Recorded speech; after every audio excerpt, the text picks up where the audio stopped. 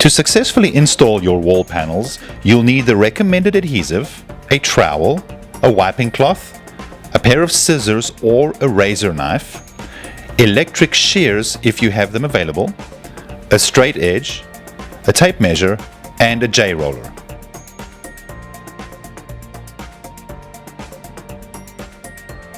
Before installation, make sure your wall panels have been stored flat and allowed to acclimatize to the environment for at least 24 hours. This will make the material much easier to fabricate and install. Next, measure the area you'll be installing your wall panels to determine how many panels you'll need.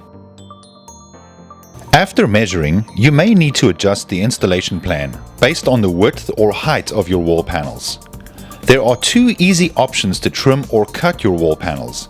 You can use a razor knife with a straight edge to first score and then snap the panels, or simply cut the panels with electric shears or a pair of scissors.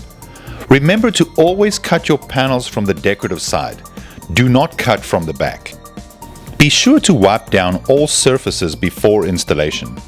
The surface will need to be dry, smooth, and free from all dust, grease, wax, and other particles. Make sure to choose a cleaning method that is compatible with the surface that you are cleaning.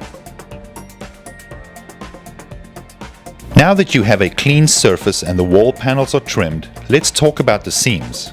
Most of the wall panels are designed with a built-in overlap or bio, which is a flat edge that runs along the top and the right of each panel.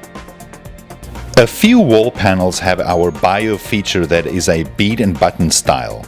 To install these, simply overlap the panels at the edges on the bead and button perimeter, allowing them to nest together.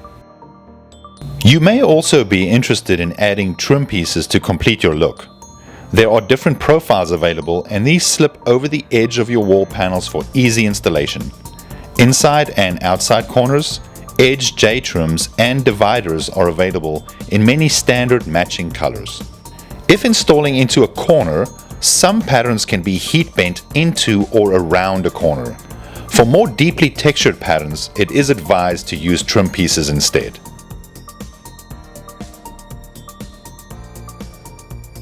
When installing your wall panels, use a recommended trowel-on adhesive with a correctly sized V-notch trowel.